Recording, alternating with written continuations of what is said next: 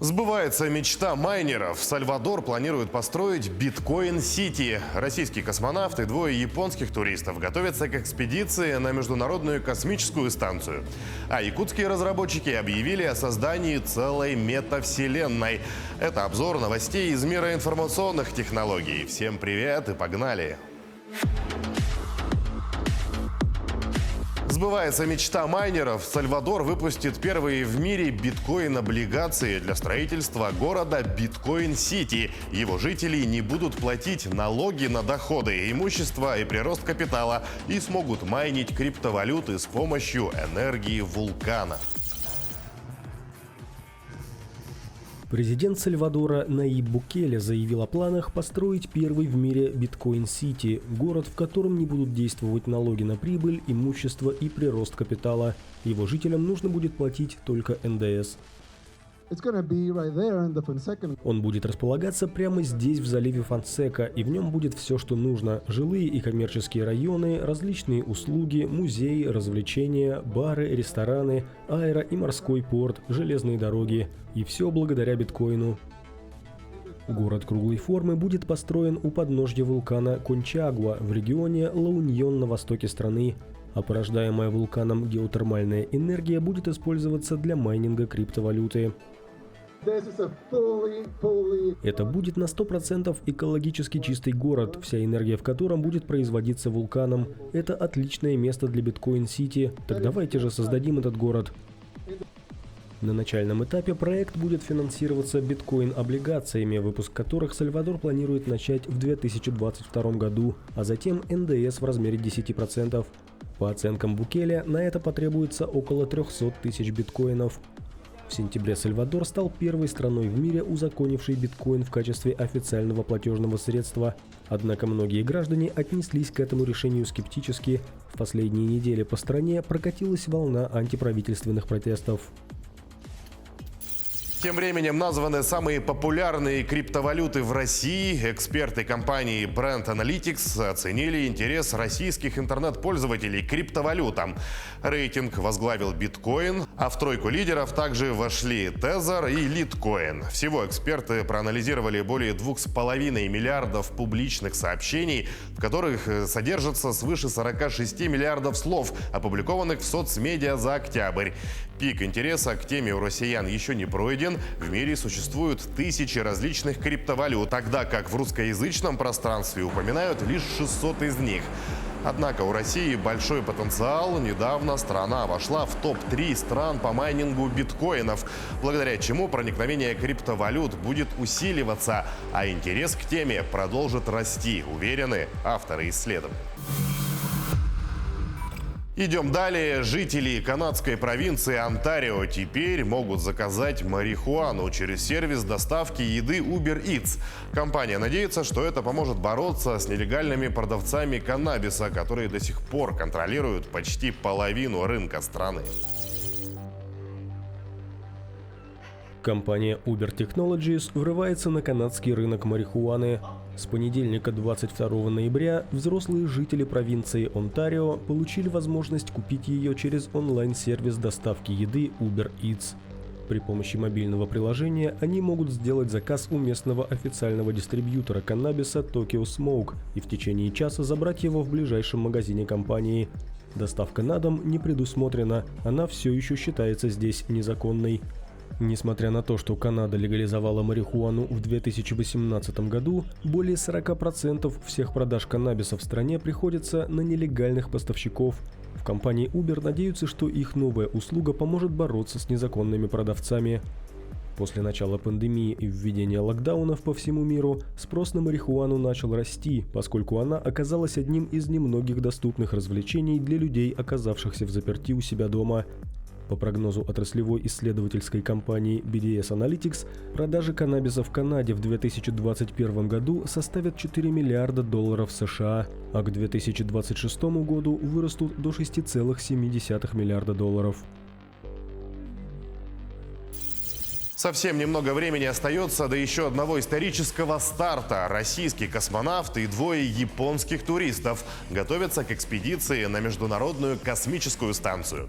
Первые за 12 лет космические туристы прибыли на Байконур и находятся, прямо скажем, под мощным впечатлением. Я почти плачу, потому что впечатлен, сказал японский предприниматель Юсаку Маэдзава во время подготовки к первому за 12 лет полету с туристами на Международную космическую станцию. Маэдзава, его помощник по производству Йодзу Хирана и российский космонавт Александр Мисуркин прибыли в субботу на космодром Байконур в Казахстане.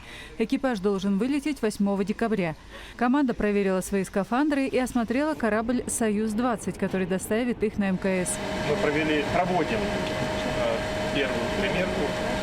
Конечно, осматриваем свой корабль, проверяем, все ли на месте, состояние органов управления и обживаемся, конечно, в своем корабле. Все предстоящие дни до старта космонавты и туристы будут заняты тренировками, занятиями и прохождением медицинских обследований. Ожидается, что они проведут на орбите 12 суток.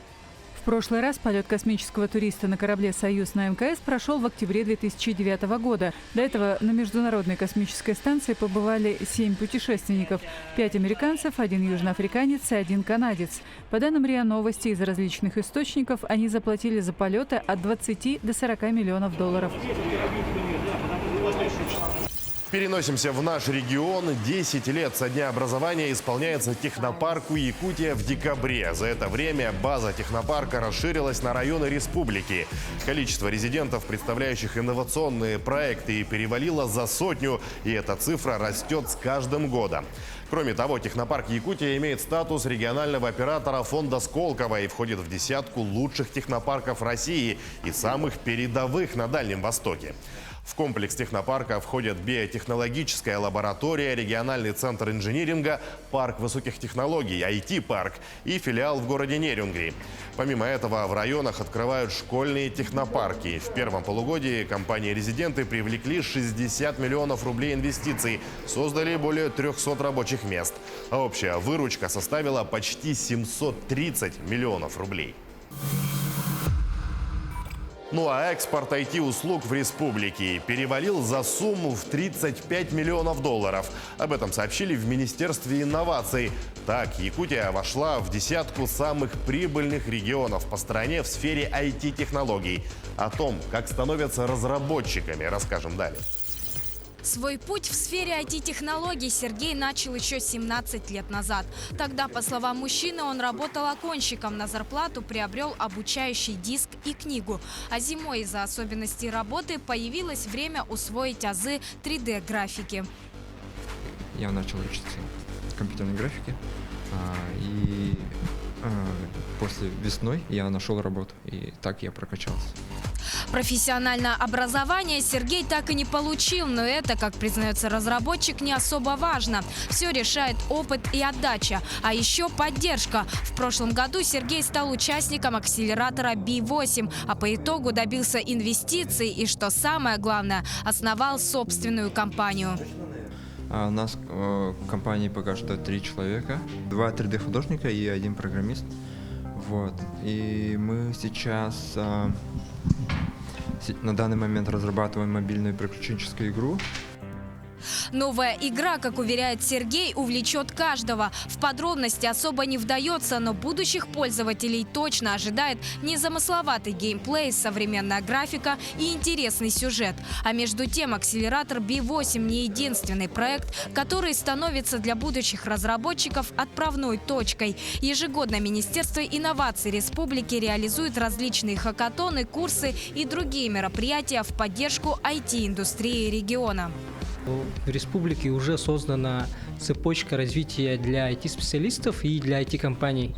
К примеру, со школьной скамьи у нас производится ежегодный хакатон, называется «Моя профессия IT».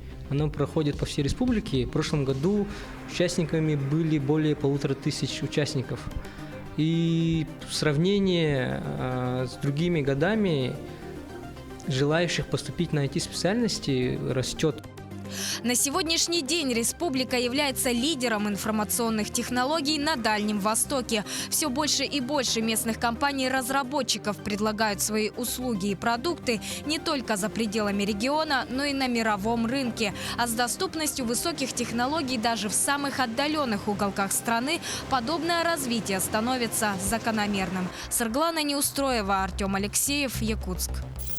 И напоследок о новой идее от Майтона. Якутские разработчики объявили об амбициозном проекте Майтонаверс, то есть о создании целой метавселенной.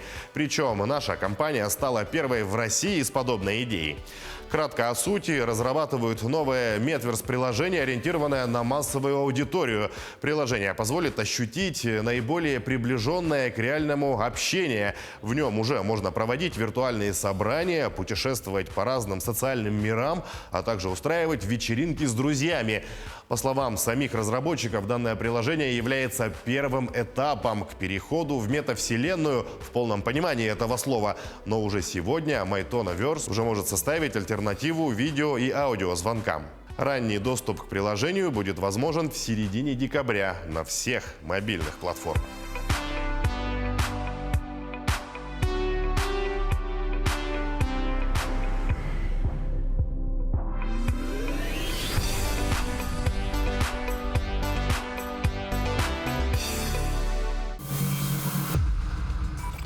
Это были новости IT. Если видишь нас по телевизору, повтор программы доступен в Instagram-аккаунте як24.ру и на одноименном YouTube-канале. Но если смотришь нас в соцсетях, ставь лайк, подписывайся и не пропустишь следующий выпуск. Увидимся!